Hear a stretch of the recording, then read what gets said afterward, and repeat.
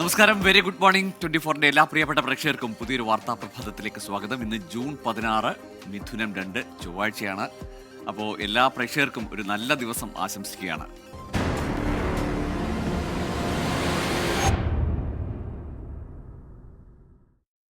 News breaks വിശദമായ റിപ്പോർട്ടുകളിലേക്ക് കടക്കുകയാണ്. ആദ്യം തന്നെ സമാധാനമുള്ള വാർത്തയാണ്. വെള്ളിയാഴ്ചയോടെ ഹോർമൂസ് കടലെടുക്ക് പൂർണ്ണമായും തുറക്കുമെന്ന് അമേരിക്കൻ പ്രസിഡന്റ് ഡൊണാൾഡ് ട്രംപ്. ഇറാനുമായി ഡിജിറ്റലായി ധാരണാപത്രത്തിൽ ഒപ്പിട്ടെന്നും ട്രംപ്. വെള്ളിയാഴ്ച ജനീവയിൽ ഔദ്യോഗികമായി കരാർ ഒപ്പിട്ട ശേഷം വ്യവസ്ഥകൾ പരസ്യപ്പെടുത്തും. ഇറാൻ ആണവായുധങ്ങൾ നേടുന്നത് തടയുമെന്നും ലബനോണിൽ സൈനിക നടപടി തുടരുമെന്നും ഇസ്രായേൽ പ്രധാനമന്ത്രി ബെഞ്ചമിൻ നെതന്യാഹു വ്യക്തമാക്കി. മധു കൊട്ടാരക്കരയുണ്ട് അമേരിക്കയിൽ നിന്ന് വിശദമായ വിവരങ്ങൾ നൽകാനായി. മധു, സമാധാനത്തിന് അരികെ എത്തി നിൽക്കുകയാണ്. ഇനിയിപ്പോൾ ഒരു മാറ്റമൊന്നും ട്രംപിന്റെ ഭാഗത്തുനിന്നുണ്ടാകില്ലല്ലോ, അല്ലേ? Good morning Gokul, Amrutha. നമുക്ക് അങ്ങനെ തന്നെ പ്രതീക്ഷിക്കാം. ഇപ്പോൾ ഫ്രാൻസിൽ G7 ഉച്ചകോടി നടക്കുകയാണ്. അവിടെ G7 രാഷ്ട്രതലവന്മാരെല്ലാം എത്തിയിട്ടുണ്ട്. അവരോടൊപ്പം അമേരിക്കൻ പ്രസിഡന്റ് ഡൊണാൾഡ് ട്രംപും എത്തിക്കഴിഞ്ഞു. ഇറാൻ യുദ്ധം അവസാനിപ്പിക്കുവാൻ ലക്ഷ്യമിട്ട് അമേരിക്ക തയ്യാറാക്കിയ ഇപ്പോഴത്തെ ഈ കരാർ അതൊരു വലിയൊരു കാൽവെപ്പാണെന്നാണ് ട്രംപ് ഇവരോട് പറഞ്ഞത്. നേരത്തെ ഫ്രഞ്ച് പ്രസിഡന്റ് ഇമാനുവൽ മാക്രോണുമായി നടത്തിയ ഒരു കൂടിക്കാഴ്ചയിൽ ഈ ഹോർമൂസ് കടലിടുക്ക് വെള്ളിയാഴ്ചയോടെ പൂർണ്ണമായും തുറക്കുമെന്ന് ഡൊണാൾഡ് ട്രംപ് വ്യക്തമാക്കുകയുണ്ടായി. നിലവിൽ ഈ കടലിടുക്ക് ഭാഗികമായി തുറന്നിട്ടുണ്ടെന്നും ഡൊണാൾഡ് ട്രംപ് അവകാശപ്പെടുന്നുണ്ട്.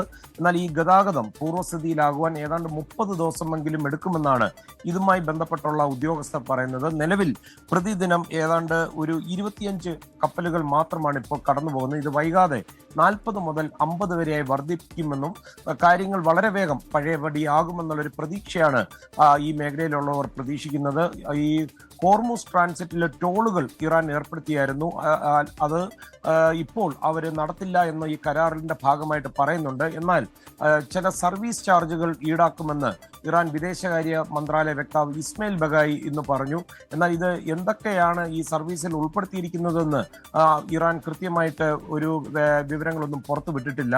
അതേസമയം നേരത്തെ സൂചിപ്പിച്ചതുപോലെ ഇറാനുമായിട്ട് ഡിജിറ്റൽ ധാരണാപത്രം ഒപ്പിട്ടുവെന്നാണ് ഡൊണാൾഡ് ട്രംപ് പറയുന്നത്. വെള്ളിയാഴ്ച ജനീവയിലായിരിക്കും ഔദ്യോഗികമായി ഈ കരാർ ഒപ്പിടുന്നത്. ഈ കരാറിലെ വ്യവസ്ഥകൾ അതിനുശേഷമായിരിക്കും പരസ്യപ്പെടുത്തുന്നത്.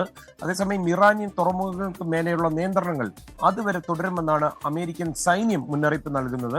അതേസമയം ഈ അമേരിക്ക ഇറാൻ കരാറിന്റെ ഭാഗമായി ഇറാന്റെ ആണവ കേന്ദ്രങ്ങളിൽ പരിശോധന നടത്തുവാൻ അന്താരാഷ്ട്ര ആണവ ഏജൻസിയുടെ ഉദ്യോഗസ്ഥർക്ക് വീണ്ടും അനുമതി ലഭിക്കുമെന്ന് American vice president JD Vance പറഞ്ഞു. അതുമാത്രമല്ല, ഇറാന്റെ പക്കലുള്ള ഈ സമ്പുഷ്ടീകരിച്ച യുറേനിയം അത് ഏതാണ്ട് 430 പൗണ്ടോളം ഉണ്ടെന്നാണ് കരുതപ്പെടുന്നത്. അത് നശിപ്പിക്കുവാൻ ഈ കരാറിൽ പറയുന്നുണ്ട്. അത് അമേരിക്കയും അന്താരാഷ്ട്ര ആണവോർജ്ജ ഏജൻസിയും സംയുക്തമായിട്ട് ഇറാനെ അതിനുവേണ്ടി സഹായിക്കും. അതുമാത്രമല്ല, ഇറാന്റെ ആണവ പദ്ധതിയെ സംബന്ധിച്ചുള്ള വ്യവസ്ഥകൾ പാലിച്ചാൽ ഇറാന് $30,000 കോടി അവരുടെ പുനർനിർമ്മാണത്തിനായി ലഭിക്കുമെന്ന് JD വാൻസ് പറഞ്ഞു. ഈ തുക ഗൾഫ് രാജ്യങ്ങളായിരിക്കും സമാഹരിച്ച് ഇവർക്ക് വേണ്ടി നൽകുക. ഗോകുൽ, ഒരു കാര്യം കൂടി, നെതന്യാഹു ഇപ്പോഴും പറയുന്നത് ഇസ്രയേലിന്റെ താല്പര്യങ്ങൾക്കനുസരിച്ചുള്ള സുരക്ഷാ നടപടികൾ, അതായത് ലെബനനിലേക്കടക്കമുള്ള ആക്രമണങ്ങൾ അങ്ങനെ തുടരുമെന്നതാണല്ലോ. ഈ കരാറുമായി ബന്ധപ്പെട്ട് ഇറാൻ ഇനിയും ഈ ഒരു കാര്യത്തിൽ കൂടി ഇസ്രയേലിന് മേൽ കൂടി ഒരു സമ്മർദ്ദം ചെലുത്താനുള്ള നീക്കം ഉണ്ടായേക്കുമോ? തീർച്ചയായിട്ടും. തന്നെയുമല്ല, കഴിഞ്ഞ ദിവസം അതായത് ഞായറാഴ്ച ഈ കരാർ ഏതാണ്ട് അവസാന സ്റ്റേജിൽ എത്തുമ്പോഴാണ് ലെബനനിലേക്ക് ഇസ്രയേൽ ആക്രമണം അഴിച്ചുവിട്ടത്. അതുകൊണ്ട് തന്നെ പരസ്യമായിട്ട് വിവരമില്ലാത്ത ഒരാളെന്നുള്ള രീതിയിൽ നെതന്യാഹുവിനെ ഡൊണാൾഡ് ട്രംപ് വിമർശിക്കുകയും ചെയ്തു. പക്ഷേ അതിന്റെ ഒരു മറുപടി ഇന്ന് നെതന്യാഹുവിന്റെ ഭാഗത്തുനിന്ന് പ്രതീക്ഷിച്ചെങ്കിലും വളരെ ജാഗ്രതയോടുകൂടിയാണ് നെതന്യാഹു ഇത് സംബന്ധിച്ചുള്ള മറുപടി നൽകിയത്. അദ്ദേഹം പറഞ്ഞത് ഡൊണാൾഡ് ട്രംപും താനും തമ്മിൽ അങ്ങനെ ചില കാര്യങ്ങളിലൊന്നും ഒത്തുപോകില്ല, അതൊക്കെ സാധാരണമാണ്. പക്ഷേ ഇസ്രയേലിന്റെ കാര്യങ്ങൾ സംരക്ഷിച്ചുകൊണ്ട് പോകുന്ന രീതിയിലായിരിക്കും ഈ ഇസ്രയേൽ ഇനി മുന്നോട്ട് പോകുന്നത്. ഇറാന് ഇതുവരെ ഒരു ആണവബോംബ് ഉണ്ടാക്കുവാൻ പറ്റാത്ത രീതിയിൽ അവരെ തകർത്തു കഴിഞ്ഞു. ഏതാണ്ട് $1 ട്രില്യണോളം നാശനഷ്ടങ്ങൾ സംഭവിച്ചിട്ടുണ്ടെന്നാണ് നെതന്യാഹു അവകാശപ്പെടുന്നത്. ഭാവിയിലായാലും അണുബോംബ് അവർ നിർമ്മിക്കാതിരിക്കുവാൻ ഇസ്രായേൽ വേണ്ട മുൻകരുതലുകൾ എടുക്കുമെന്ന് നെതന്യാഹു പറഞ്ഞിട്ടുണ്ട്. വേണ്ടി വന്നാൽ ഒരുപക്ഷെ ഒറ്റയ്ക്കാണെങ്കിലും ഇറാനെ നേരിടുമെന്നുള്ളൊരു സൂചനയാണ് നെതന്യാഹു ഇതിലൂടെ നൽകുന്നത്. ഗോകുൽ, ശരി, മധു കൊട്ടാരക്കരയാണ് വിവരങ്ങൾ നൽകിയത്. ഏതായാലും കരാറ് ഡിജിറ്റലായി ഒപ്പുവെച്ചു. വെള്ളിയാഴ്ചയോടുകൂടി ഹോർമൂസ് തുറന്നാൽ അത് വലിയ ആശ്വാസമാണ് എല്ലാ രാജ്യങ്ങൾക്കും. ഇന്ത്യക്കടക്കം ചരക്ക് നീക്കത്തിൽ, ഇന്ധനം എത്തുന്നതിലെല്ലാം, പാചകവാതകം അടക്കം എത്തുന്നതിൽ ഒരു സുഗമമായ യാത്രയും വ്യാപാരവും ഒക്കെ നടക്കും. ആ നിലയിലേക്ക് എത്തട്ടെ. അതിനിടയിൽ ഇസ്രയേലിന്റെ നീക്കങ്ങൾ ഏതെങ്കിലും തരത്തിൽ മുൻപത്തെ പോലെ ഈ സമാധാന കരാറിന് വിഘാതമാവാതിരിക്കട്ടെ. കോഴിക്കോട് മെഡിക്കൽ കോളേജിൽ ചികിത്സയിൽ കഴിയുന്ന നിപ്പ രോഗബാധിതന്റെ നില അതീവ ഗുരുതരമായി തുടരുന്നു. രോഗിക്ക് 2ാം ഡോസ് മോണോക്ലോണൽ ആന്റിബോഡി മരുന്ന് നൽകി. ജില്ലയിൽ പുതിയ നിപ്പ കേസുകളോ സമ്പർക്ക പട്ടികയിൽ പുതിയ ആളുകളോ ഇല്ല. അജി കുഞ്ഞുമോൻ കോഴിക്കോട് നിന്ന് ചേരുന്നുണ്ട്. അജി, ആദ്യം നിപ്പയുടെ കാര്യത്തിലേക്ക് വരാം. നിപ്പ ബാധിതന്റെ നില അതേ നിലയിൽ പോവുകയാണ്. റെംഡെസിവിർ മരുന്നും എത്തിച്ച് നൽകി. എന്താണ് ആരോഗ്യനില സംബന്ധിച്ച് അപ്ഡേറ്റ്സ് ആരോഗ്യ വകുപ്പ് നൽകുന്നത്? Google Amrita, good morning. Nipah രോഗി ഇപ്പോഴും വെന്റിലേറ്ററിൽ തുടരുകയാണ് എന്നുള്ളതാണ് ഏറ്റവും പുതിയ അപ്ഡേറ്റ്. കാരണം ഇദ്ദേഹത്തിന് 2ാം ഡോസ് മോണോക്ലോണൽ ആന്റിബോഡി മരുന്ന് നൽകിയിട്ടുണ്ട്. പക്ഷേ സമ്പർക്ക പട്ടികയിലുള്ള ആരോഗ്യ പ്രവർത്തകരുടെ 2ാം ഫലവും ഇന്നലെ പുറത്തു വന്നു. അപ്പോഴും അവർക്കും നെഗറ്റീവാണ്. അത് ആശ്വാസകരമായ ഒരു വാർത്ത തന്നെയാണ്. നിലവിൽ കോഴിക്കോട് മെഡിക്കൽ കോളേജിൽ ഈ നിപ്പ രോഗി കോഴിക്കോട് മെഡിക്കൽ കോളേജ് ആശുപത്രിയിലാണ് ചികിത്സയിൽ കഴിയുന്നത്. ICMR മാനദണ്ഡ പ്രകാരം 2ാം ഡോസ് മോണോക്ലോണൽ ആന്റിബോഡി രോഗിക്ക് ഇന്നലെയാണ് നൽകിയത് എന്നുള്ളത് ആരോഗ്യവകുപ്പ് മന്ത്രി തന്നെയാണ് സ്ഥിരീകരിച്ചത്. ഈ രോഗബാധിതന്റെ പ്രാഥമിക സമ്പർക്ക പട്ടികയിൽ ആരോഗ്യ പ്രവർത്തകരുണ്ടായിരുന്നു. 45ഓളം ആരോഗ്യ പ്രവർത്തകരാണ് ഉണ്ടായിരുന്നത്. അവരുടെ ഫലം നെഗറ്റീവാണ് എന്നാണ് ആരോഗ്യമന്ത്രി അറിയിച്ചത്. ഒപ്പം തന്നെ ഈ രോഗിയുടെ ഏറ്റവും അടുത്ത ബന്ധുക്കളിൽ പ്രവേശിപ്പിച്ച 7 രോഗികളിൽ ഏറ്റവും അടുത്ത ബന്ധുക്കളായ 2 പേര് രോഗലക്ഷണങ്ങളെല്ലാം തന്നെ മാറിയതോടെ അവരെ ഡിസ്ചാർജ് ചെയ്തു. എന്നാലും അവർ ഇനിയും ക്വാറന്റൈനിൽ തുടരുക എന്നായിരിക്കും ആരോഗ്യവകുപ്പ് നൽകിയിരിക്കുന്ന നിർദ്ദേശം. ഇവരുടെ പരിശോധന ഫലം നേരത്തെ തന്നെ നെഗറ്റീവായിരുന്നു. അതിനിടെ ഈ സമ്പർക്ക പട്ടികയിൽ ഉൾപ്പെട്ട ക്വാറന്റൈനിൽ കഴിയുന്ന രോഗിയുടെ അടുത്ത ബന്ധു കൂടിയായ ഒരു കുട്ടി ഉണ്ടായിരുന്നു. അപ്പോൾ അദ്ദേഹത്തെ ഇപ്പോൾ ആശുപത്രിയിൽ, അതായത് ഇന്നലെ ആശുപത്രിയിൽ പ്രവേശിപ്പിക്കുകയും ചെയ്തു. പിന്നീട് ഈ സമ്പർക്ക പട്ടികയിൽ പെട്ട ആളുകളുടെ എല്ലാം തന്നെയും പരിശോധനകൾ നടത്തുകയും അതെല്ലാം തന്നെയും നെഗറ്റീവാണ് എന്നാണ് ആരോഗ്യവകുപ്പിന്റെ ഭാഗത്തു നിന്നും ലഭിക്കുന്ന വിവരം. മറ്റൊരു പ്രധാനപ്പെട്ട വിവരം, ഈ കോഴിക്കോട് നിപ്പ രോഗബാധത്തിനൊപ്പം തന്നെ ആശങ്കയായി ഷിഗല്ല കേസുകൾ വർദ്ധിച്ചു വരുന്നു എന്നുള്ളത് ഏറ്റവും കൂടുതൽ ആശങ്ക ഉയർത്തുന്നു. കാരണം കോഴിക്കോട് ജില്ലയിൽ 77 പേർക്കാണ് ഇതുവരെ ഷിഗല്ല രോഗം സ്ഥിരീകരിച്ചത്. ഇന്നലെ കൂടി 3 പേർക്ക് ഷിഗല്ല സ്ഥിരീകരിച്ചു. സംസ്ഥാനത്ത് 145 പേർക്കാണ് ഇതുവരെ ഷിഗല്ല രോഗം സ്ഥിരീകരിച്ചിരിക്കുന്നത്.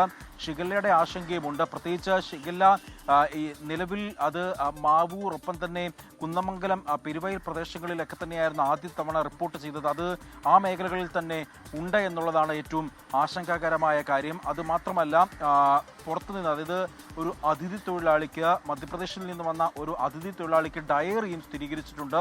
ഇയാൾ പേരാമ്പ്രയിൽ അയാളുടെ വസതിയിൽ തന്നെ തുടരുകയും അവിടെ തന്നെ ആരോഗ്യവകുപ്പിന്റെ നിരീക്ഷണത്തിൽ തുടരുകയും ചെയ്യണം. അങ്ങനെ പകർച്ചവ്യാധികൾ പടർന്ന് പിടിക്കുകയാണ് കോഴിക്കോട് ജില്ലയിൽ. ശരി, നിപ്പ കണ്ടെയ്ൻ ചെയ്യാൻ കഴിഞ്ഞു, അല്ലെങ്കിൽ കൂടുതൽ വ്യാപനമുണ്ടാവാതെ പിടിച്ചു നിർത്താനായി, പ്രതിരോധിക്കാനായി എന്ന് പറയുമ്പോഴും ഒരു വശത്ത് ഷിഗല്ല മരണങ്ങൾ ഇന്നലെ 2 പേരാണ് തൃശ്ശൂരിലും മലപ്പുറത്തുമായിട്ട് 2 പേരുടെ മരണമാണ് ഷിഗല്ല ബാധിച്ചെന്ന് സ്ഥിരീകരിച്ചത്. ഷിഗല്ല വ്യാപനവും ഉണ്ടാകുന്നു. കോഴിക്കോടും കാര്യമായി തന്നെ പുതിയ കേസുകൾ ഷിഗല്ലയിൽ റിപ്പോർട്ട് ചെയ്യുന്നുണ്ട്. കണ്ണൂരിൽ 2 ഷിഗല്ല കേസുകൾ റിപ്പോർട്ട് ചെയ്തു. മൊക്കേരി പഞ്ചായത്തിൽ 4ഉം 8ഉം വയസ്സുള്ള 2 ആൺകുട്ടികൾക്കാണ് ഷിഗല്ല രോഗം സ്ഥിരീകരിച്ചത്. ഇരുവരുടെയും ആരോഗ്യനിലയിൽ ആശങ്കപ്പെടേണ്ട സാഹചര്യമില്ല. വീടുകളിലാണ് ഇവർ തുടരുന്നത്. പഞ്ചായത്തിൽ റാപ്പിഡ് റെസ്പോൺസ് ടീം യോഗം ചേർന്ന് സ്ഥിതിഗതികൾ വിലയിരുത്തി. പ്രദേശത്തെ ഏതെങ്കിലും സ്കൂളുകളിൽ കുട്ടികൾ വയറിളക്കം സംബന്ധിച്ച കാരണങ്ങളാൽ ക്ലാസ്സിൽ ഹാജരാവാത്ത സാഹചര്യങ്ങളുണ്ടോ എന്ന് പരിശോധിച്ചു വരുന്നുണ്ട്. രോഗത്തിന്റെ ഉറവിടം ആരോഗ്യവകുപ്പ് അന്വേഷിച്ചു വരികയാണ്.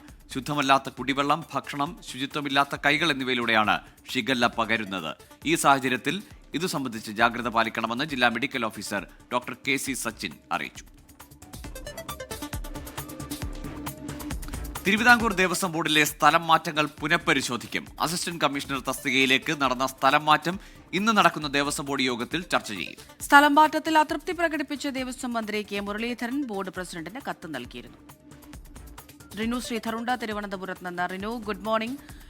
ഈ സൂചിപ്പിച്ചതുപോലെ തന്നെ നേരിട്ട് മന്ത്രി തന്നെ ഇങ്ങനെ ഒരു അതൃപ്തി സൂചിപ്പിക്കുന്ന ഒരു ഘട്ടമൊക്കെ ഉണ്ടായിരുന്നു. അപ്പോൾ അതിന്റെയൊക്കെ ഭാഗമായി തന്നെയാണ് ഒരു പുനഃപരിശോധന ഉണ്ടാകുന്നത്, അല്ലേ?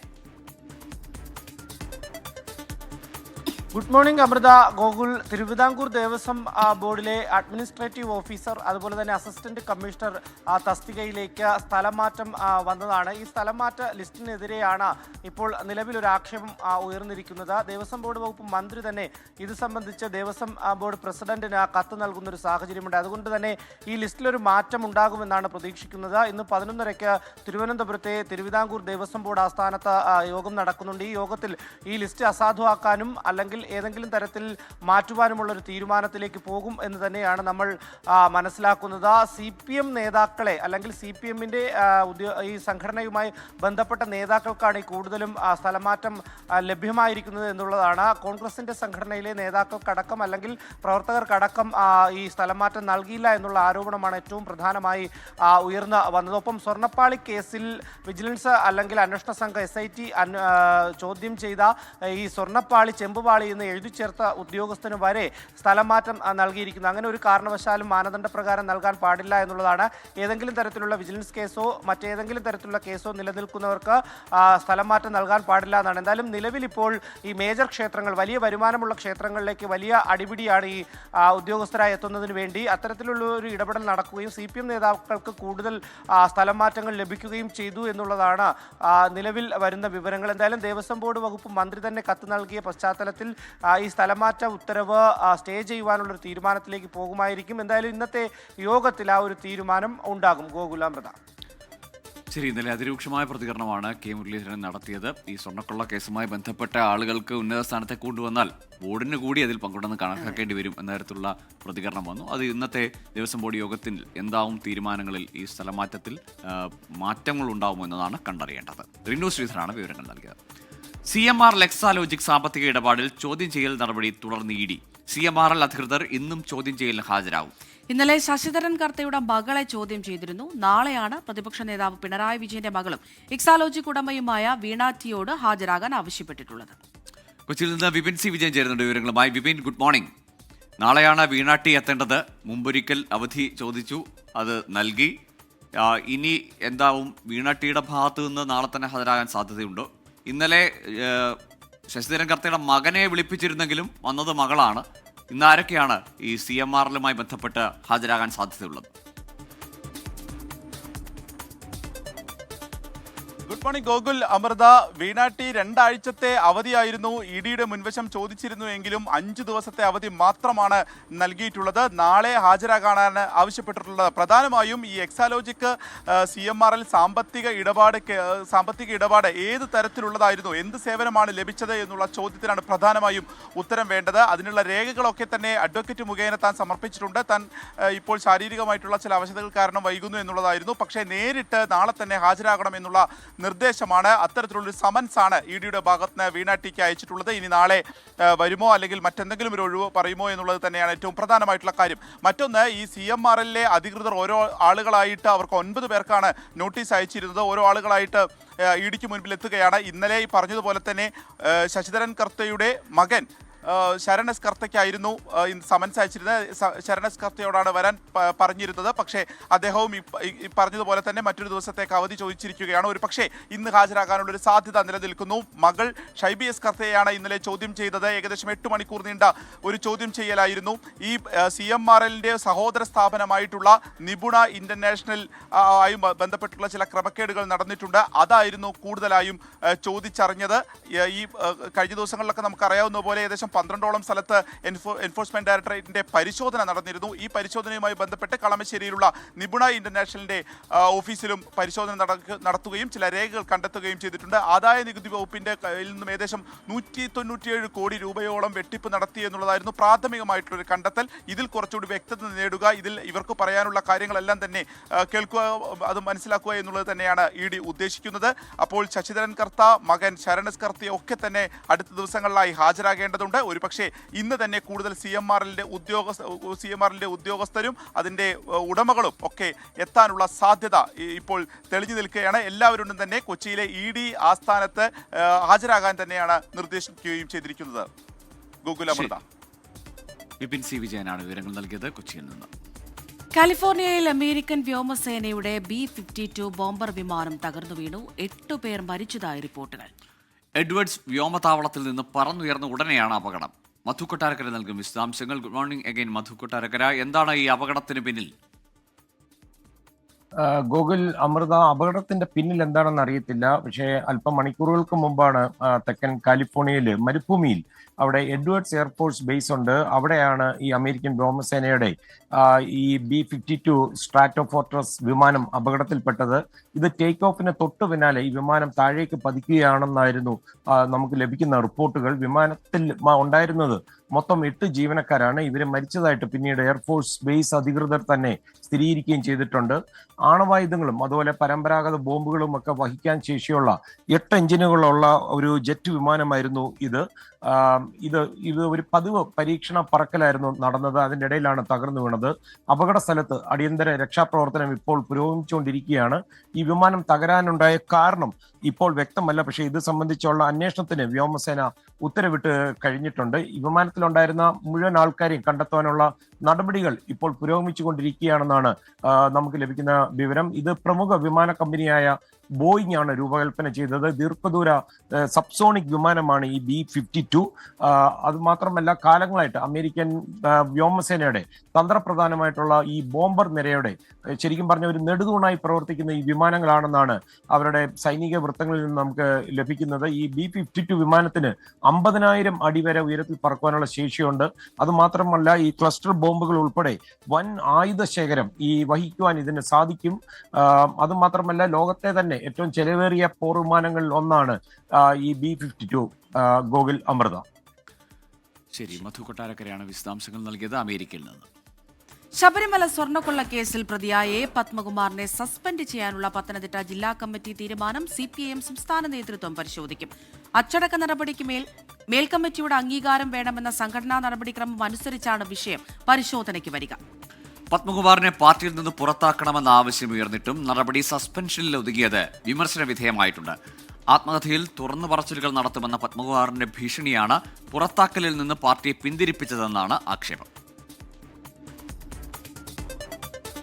മറ്റൊരു വാർത്തയിലേക്ക്. നീറ്റ് UG പുനഃപരീക്ഷയ്ക്കെതിരെ സുപ്രീം കോടതിയിൽ പൊതു താൽപര്യ ഹർജി. പരീക്ഷ വീണ്ടും നടത്താനുള്ള നാഷണൽ ടെസ്റ്റിംഗ് ഏജൻസിയുടെ തീരുമാനത്തെ ചോദ്യം ചെയ്താണ് ഹർജി.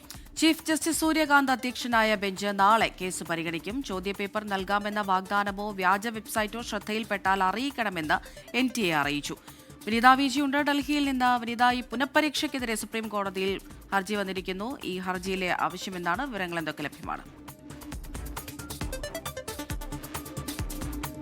അമൃത സൂചിപ്പിച്ചതുപോലെ തന്നെ നീറ്റ് UG പുനഃപരീക്ഷയ്ക്കെതിരെയാണ് പൊതുതാൽപര്യ ഹർജി വന്നിരിക്കുന്നത്. പരീക്ഷ വീണ്ടും നടത്താനുള്ള NTA തീരുമാനത്തെ ചോദ്യം ചെയ്തുകൊണ്ടാണ് സുപ്രീം കോടതിയിൽ പൊതുതാൽപര്യ ഹർജി നൽകിയിരിക്കുന്നത്. അതിൽ പറയുന്നത് 22 ലക്ഷം വിദ്യാർത്ഥികൾക്ക് വീണ്ടും പരീക്ഷ നടത്തുന്നത് അത് ഏകപക്ഷീയവും അന്യായവുമാണ് എന്നാണ് ഈ ഹർജിയിൽ ചൂണ്ടിക്കാണിച്ചിരിക്കുന്നത്. ഒപ്പം തന്നെ ചീഫ് ജസ്റ്റിസ് സൂര്യകാന്ത് അധ്യക്ഷനായ ബെഞ്ച് ജൂൺ 17-ന് ഈ കേസ് പരിഗണിക്കാൻ തീരുമാനിച്ചിട്ടുണ്ട്, ലിസ്റ്റ് ചെയ്തിട്ടുണ്ട്. ജൂൺ 17-നാണ് ലിസ്റ്റ് ചെയ്തിരിക്കുന്നത്. ഒപ്പം തന്നെ NTA ഇതുമായി ബന്ധപ്പെട്ടുകൊണ്ടുള്ള ചില അറിയിപ്പുകൾ കൂടി ഈ ഘട്ടത്തിൽ നൽകുകയാണ്. നേരത്തെ തന്നെ ഈ വരുന്ന വ്യാജ സന്ദേശങ്ങൾ സോഷ്യൽ മീഡിയയിലൂടെ ഇത്തരത്തിൽ ഈ ചോദ്യപേപ്പർ ചോർന്നു എന്ന തരത്തിലേക്കുള്ള വാഗ്ദാനങ്ങളും ആരോപണങ്ങൾക്കും ഒക്കെ എതിരെ കൃത്യമായിട്ടുള്ള നടപടികൾ എടുത്തു വരികയാണ്. അതിനിടയിലാണ് ഇപ്പോൾ NTA തന്നെ ഇക്കാര്യവുമായി വിദ്യാർത്ഥികൾക്ക് ഒരു മുന്നറിയിപ്പ് എന്ന നിലയിൽ ഒരു സന്ദേശം നൽകിയിരിക്കുന്നത്. പരീക്ഷയ്ക്ക് മുൻപ് ഇത്തരത്തിൽ ചോദ്യപേപ്പർ ആർക്കും ലഭ്യമാകില്ല എന്നും ഈ ചോദ്യപേപ്പറുകൾ സംബന്ധിച്ച് അത് നൽകാമെന്ന തരത്തിലേക്കുള്ള വാഗ്ദാനമോ അല്ലെങ്കിൽ NTA ഉദ്യോഗസ്ഥരാണെന്ന് ചമഞ്ഞുള്ള തട്ടിപ്പോ ഈ വ്യാജ വെബ്സൈറ്റുകളോ ശ്രദ്ധയിൽപ്പെടുകയാണ് എങ്കിൽ നിങ്ങൾക്ക് ഈ NTA തന്നെ പോർട്ടലിൽ പരാതി നൽകാമെന്നാണ് അറിയിച്ചിരിക്കുന്നത്. അതിൽ വിദ്യാർത്ഥികൾ പരീക്ഷാർത്ഥികളൊക്കെ തന്നെ ജാഗ്രത പാലിക്കണമെന്നൊരു നിർദ്ദേശം കൂടിയാണ് NTA ഈ ഘട്ടത്തിൽ നൽകിയിരിക്കുന്നത്. ശരി, ഇത്തവണ ഏതായാലും ചോദ്യപേപ്പറുകൾ കൊണ്ടുപോകാൻ സൈന്യത്തിന്റെ വരെ സഹായം തേടിയിരിക്കുന്ന NTA ഇപ്പോൾ വിദ്യാർത്ഥികളോട് തന്നെ പറയുകയാണ്, ആരെങ്കിലും അങ്ങനെ പേപ്പർ തന്നാൽ ചോദ്യപേപ്പർ തരാമെന്നോ വാഗ്ദാനം ചെയ്താൽ ആ സൈറ്റിനെ പറ്റിയുള്ള വിവരങ്ങൾ NTAക്ക് കൈമാറണമെന്ന്. വനിത വിജിയാണ് ഡൽഹിയിൽ നിന്ന് വിവരങ്ങൾ നൽകിയത്. തെരഞ്ഞെടുപ്പ് അവലോകന റിപ്പോർട്ട് തയ്യാറാക്കുന്നതിനായി CPI സംസ്ഥാന എക്സിക്യൂട്ടീവ് ഇന്ന് ചേരും. സംസ്ഥാന സെക്രട്ടേറിയറ്റ് തയ്യാറാക്കിയ കരട് അവലോകന റിപ്പോർട്ട് എക്സിക്യൂട്ടീവിൽ അവതരിപ്പിക്കും. ചർച്ചയിൽ ഉയരുന്ന വിമർശനങ്ങളും നിർദ്ദേശങ്ങളും കൂടി ഉൾപ്പെടുത്തിയായിരിക്കും റിപ്പോർട്ട് അന്തിമമാക്കുക. മുതിർന്ന നേതാവ് KR ചന്ദ്രമോഹനെതിരായ അച്ചടക്ക നടപടിയും എക്സിക്യൂട്ടീവ് ചർച്ച ചെയ്യും. വിവിധ ഏജൻസികളുമായി സഹകരിച്ച് തൂഫാൻ ദി നാർക്കോട്ടിക് ഹണ്ട് വിപുലീകരിക്കാനൊരുങ്ങി ആഭ്യന്തര വകുപ്പ്. പോലീസ് ആസ്ഥാനത്ത് ആഭ്യന്തരമന്ത്രിയുടെ നേതൃത്വത്തിൽ ഇന്ന് വിശാല യോഗം ചേരും. സംസ്ഥാന ഇന്റലിജൻസും എക്സൈസും ഓപ്പറേഷന്റെ ഭാഗമാകും. കൂടാതെ customs, coast guard, narcotic control bureau, revenue intelligence, CISF, RPF എന്നിവരുമായി കൈകോർത്താണ് പദ്ധതി വിപുലീകരിക്കുന്നത്. യോഗത്തിന് ശേഷം ഉച്ചയ്ക്ക് 12 മണിയോടെ ആഭ്യന്തരമന്ത്രി രമേശ് ചെന്നിത്തല വാർത്താസമ്മേളനം നടത്തി തീരുമാനങ്ങൾ വിശദീകരിക്കും. തുഫാൻ നാർക്കോ ഹണ്ടിന്റെ ഭാഗമായി എറണാകുളം തൃക്കാക്കരയിൽ നടന്ന പരിശോധനയിൽ അസം സ്വദേശി ജില്ലുൽ ഹക്ക് പിടിയിൽ. ഇയാളിൽ നിന്ന് കഞ്ചാവ്, ബ്രൌൺ ഷുഗർ എന്നിവ കണ്ടെത്തി. വിഷ്ണു സുരേഷ് ചേരുന്നുണ്ട് വിവരങ്ങളുമായി. വിഷ്ണു, പലതരത്തിലുള്ള ലഹരിയുണ്ട് കയ്യിൽ. ഇയാൾ ഒരു കച്ചവടക്കാരനാണോ അതല്ല ഇത് ഉപയോഗിക്കുന്ന ആളാണോ? എറണാകുളം തൃക്കാക്കരയിലാണ് തൂഫാൻ ദി നാർക്കോ ഹണ്ടിന്റെ ഭാഗമായുള്ള പരിശോധനയിൽ അസം സ്വദേശി പിടിയിലാകുന്നത്. ഇയാളുടെ കൈവശം നിന്ന് കഞ്ചാവും ഒപ്പം തന്നെ ബ്രൗൺ ഷുഗറും പിടികൂടിയിട്ടുണ്ട്. ഓപ്പറേഷൻ തൂഫാൻ ദി നാർക്കോ ഹണ്ടുമായി ബന്ധപ്പെട്ട് ഇന്ന് സുപ്രധാനമായൊരു യോഗം ആഭ്യന്തര വകുപ്പ് വിളിച്ചിട്ടുമുണ്ട്. വിവിധ വകുപ്പുകളുടെ കൂടി സഹകരണത്തിൽ അത് വിശാലമാക്കാനാണ് ആഭ്യന്തര വകുപ്പ് ആലോചിക്കുന്നത്. ഈ കേസുമായി ബന്ധപ്പെട്ട് തൃക്കാക്കരയിൽ നിന്നാണ് ഈ അസം സ്വദേശി പിടികൂടിയത്. സ്ഥിരം ഈ ലഹരി വിൽപ്പനക്കാരനാണ് അസം സ്വദേശിയായ ജില്ലുൽ ഹക്ക് എന്നാണ് പോലീസ് പറയുന്നത്. ഇയാളിൽ നിന്നാണ് ഇപ്പോൾ കഞ്ചാവും ബ്രൗൺ ഷുഗറും പിടികൂടിയിരിക്കുന്നത്. ഇത് ഈ ലോകകപ്പ് വിശേഷങ്ങളിലേക്ക് തന്നെയാണ്. ലോകം കാൽപന്താവേശത്തിൽ.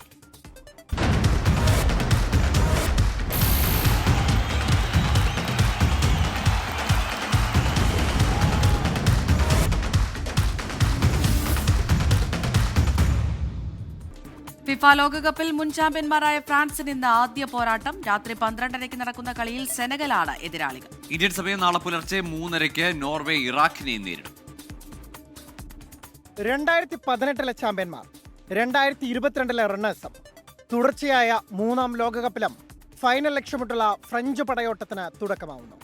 തുടർച്ചയായ 3 ലോകകപ്പ് ഫൈനൽ കളിച്ചവരെന്ന വെസ്റ്റ് ജർമ്മനിയുടെയും ബ്രസീലിന്റെയും റെക്കോർഡിനൊപ്പമെത്താൻ ദിദിയർ ദശാംസിന്റെ സംഘത്തിന്റെ സാധ്യതകളേറെ. കിലിയൻ എംബാപ്പെ, ലോക footballer Ousmane Dembele, Michael Olise, Desire Doue, Bradley Barcola, Marcus Thuram. ലോക ഫുട്ബോളിലെ റൂത്ത്ലെസ് അറ്റാക്കിംഗ് നിര ഫ്രാൻസിന് സ്വന്തം. റയാൻ ചെർക്കിയും എൻകോളോ കാന്റെയും ചൗമേനിയും ഉൾപ്പെടുന്ന മധ്യനിരയും വില്യം സാലിബയും ഉപമക്കാനോയും യൂൾസ് കൂണ്ടയും അണിനിരക്കുന്ന പ്രതിരോധ കോട്ടയം ഫ്രഞ്ച് പടയെ കിരീടപ്പോരിൽ മുന്നിൽ നിർത്തുന്നു. സെനഗലും ചില്ലറക്കാരല്ല.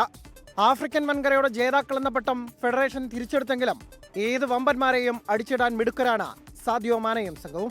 കലീഡോ കുലിബാലി, നിക്കോളാസ് ജാക്സൺ, എഡ്വേർഡ് മെൻഡി എന്നിവരടങ്ങിയ സെനഗലിന് 2002 ലോകകപ്പിൽ ഫ്രാൻസിനെ അട്ടിമറിച്ചതിന്റെ ഓർമ്മകളും ആത്മവിശ്വാസമേകും.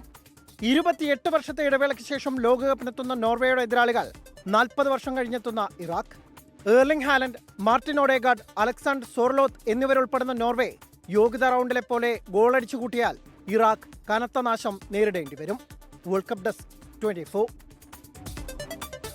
പ്രധാനമന്ത്രി നരേന്ദ്രമോദി ഇന്ന് ഫ്രാൻസിൽ ചേരുന്ന G7 ഉച്ചകോടിയിൽ പങ്കെടുക്കും. ഫ്രഞ്ച് പ്രസിഡന്റ് ഇമാനുവൽ മാക്രോണിന്റെ ക്ഷണപ്രകാരമാണ് പ്രധാനമന്ത്രി ഉച്ചകോടിയിൽ പങ്കെടുക്കുന്നത്. 2 ദിവസത്തെ ഉച്ചകോടിയിൽ US പ്രസിഡന്റ് ഡൊണാൾഡ് ട്രംപ് അടക്കമുള്ള ലോക നേതാക്കളുമായി പ്രധാനമന്ത്രി കൂടിക്കാഴ്ച നടത്തും. വിനീത വിജി ചേരുന്നുണ്ട് ഡൽഹിയിൽ നിന്ന്. വിനീത, ഗുഡ് മോർണിംഗ് അഗെയിൻ. സുപ്രധാനമായ ചർച്ചകളാണ് G7 നടക്കുന്ന AI ബന്ധപ്പെട്ട ഈ കാലഘട്ടം ആവശ്യപ്പെടുന്ന ഭാവിയെ മുന്നിൽ നിർത്തിയുള്ള ചർച്ചകൾ. അതിനൊപ്പം തന്നെ ഇന്ത്യക്കും പ്രധാനമന്ത്രിക്കും നിർണായകമായ ലോക നേതാക്കളുമായുള്ള കൂടിക്കാഴ്ചയും ഉണ്ടല്ലോ.